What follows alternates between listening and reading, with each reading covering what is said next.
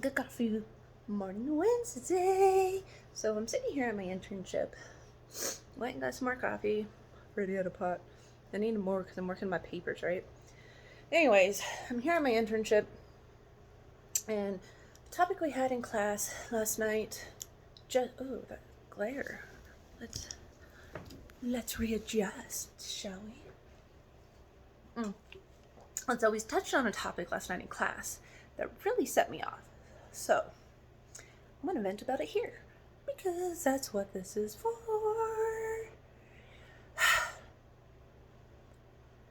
Is the system set up to help people be successful in anything?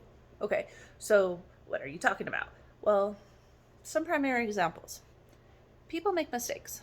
Some mistakes are simple and stupid, and some are pretty serious, but they try to make their lives better. But the system is not set up to help them succeed. So, for an example, I had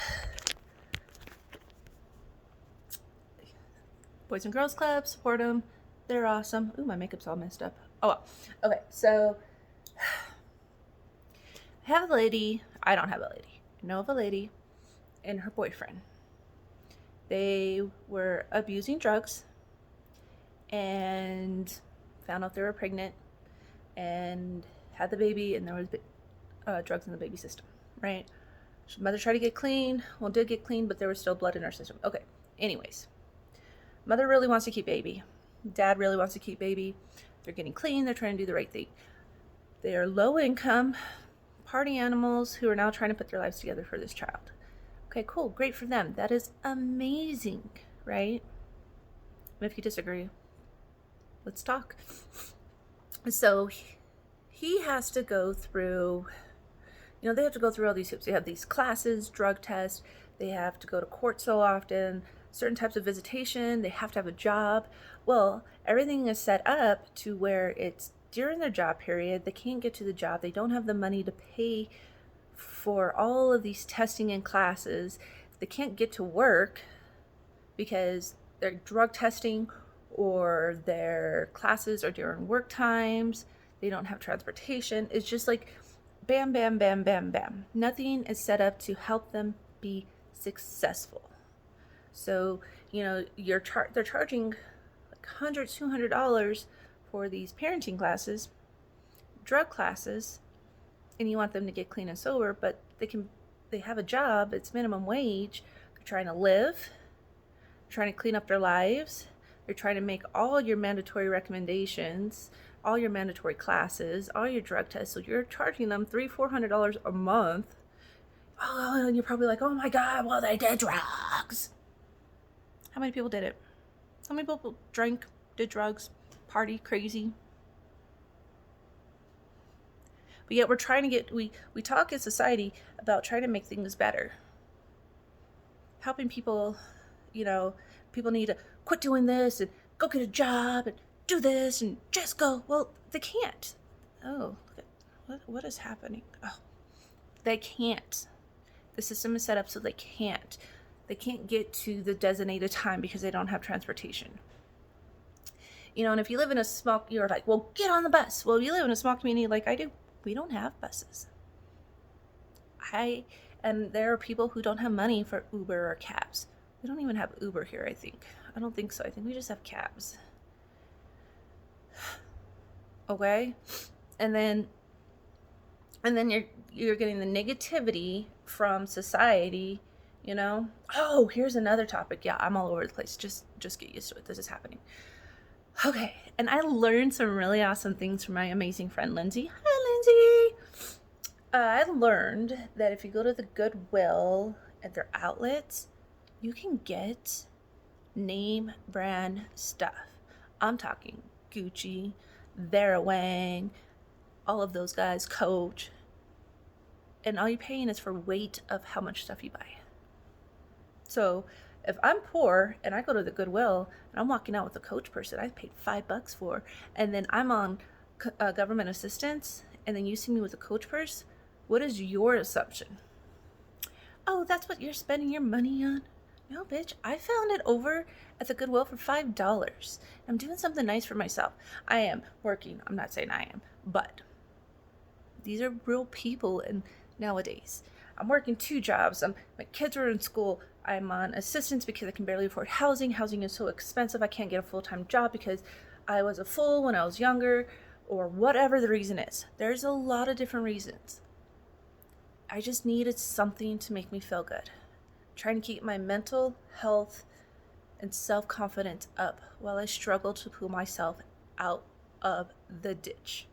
I don't have bootstraps. The government took those from me when I made a mistake. So I can't pull myself up by my bootstraps. I barely have a boot. So I am trying to walk with boots with no strings on. Have you ever tried that? That's hard. So if a mom, people always passing down iPhones. Well, you got an iPhone. Yeah, but I don't have service.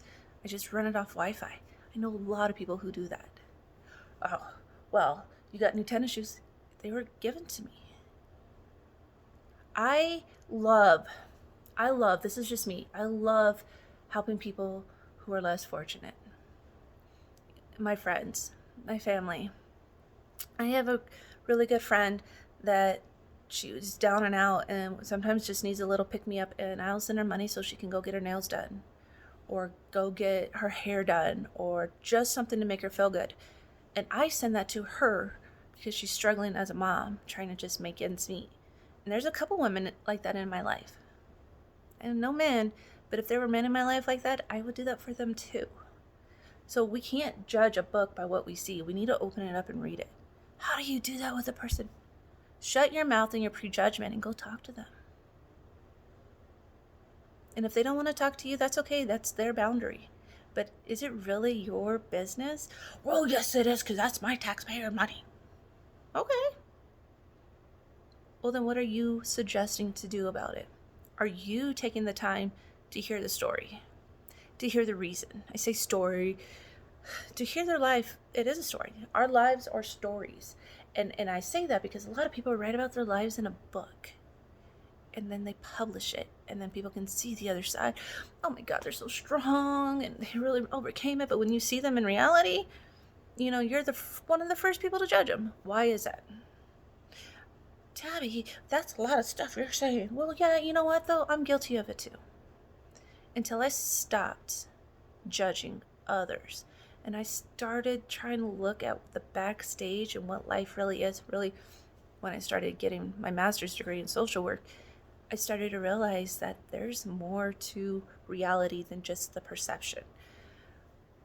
Oh, don't get me started on perception. I did a video on that once, and don't get me started on that one. I might hit that topic again because perception is not reality. We make it reality. I am not in a room with people every day. I'm not the fly on the wall. I don't have the microphone, the camera. I don't have any of that. All I can do is be kind. And if it pisses me off and I have a solution to the thing that pisses me off, then yeah, I'm going to speak up. But if I don't have a solution, which is another video I did, then I'm going to keep my mouth shut until I have one. And if they really irritate me, then I'm just going to go away. There's a saying that I was given when I worked on my sobriety. I am sober. And I am a recovered alcoholic.